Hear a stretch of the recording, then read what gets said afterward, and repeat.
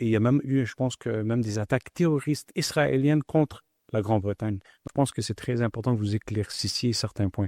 Et, les défendeurs de l'État sioniste diraient que, en fait, la Bretagne avait des politiques contre les sionistes ou contre les Juifs en Palestine. Dans le fond, vous avez dit que les Palestiniens ont demandé à la Grande-Bretagne d'empêcher les sionistes de venir de l'Europe.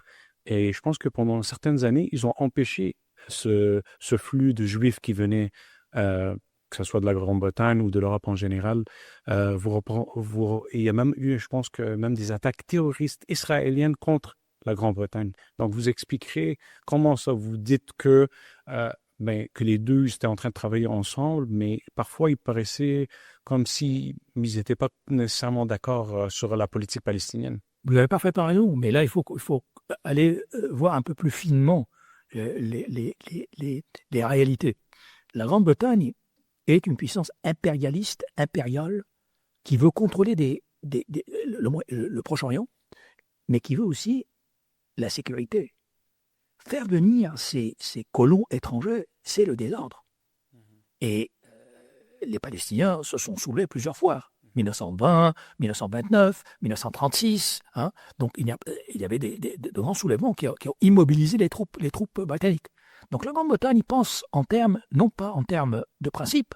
Pour le principe, ils sont parfaitement d'accord avec l'immigration et la colonisation. Mais en matière d'ordre public, de sécurité. Alors, ils savaient très bien que cette colonisation créait le trouble parmi la population majoritaire palestinienne. Donc ils voulaient éviter cela surtout.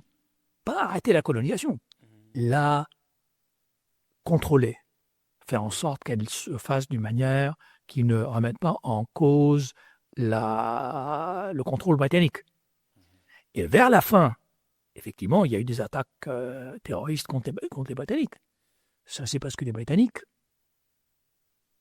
étaient devenus jetables pour le mouvement sioniste. Durant la Seconde Guerre mondiale, le mouvement sioniste s'associe aux États-Unis.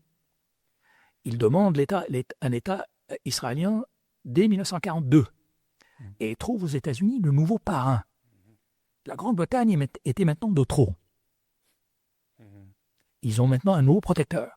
L'association États-Unis-Israël, ou sioniste, commence dès 1942. Elle va s'atténuer un tout petit peu et reprendre après 1967. Donc il ne faut pas se laisser impressionner par les tensions britanniques et sionistes de 47-48.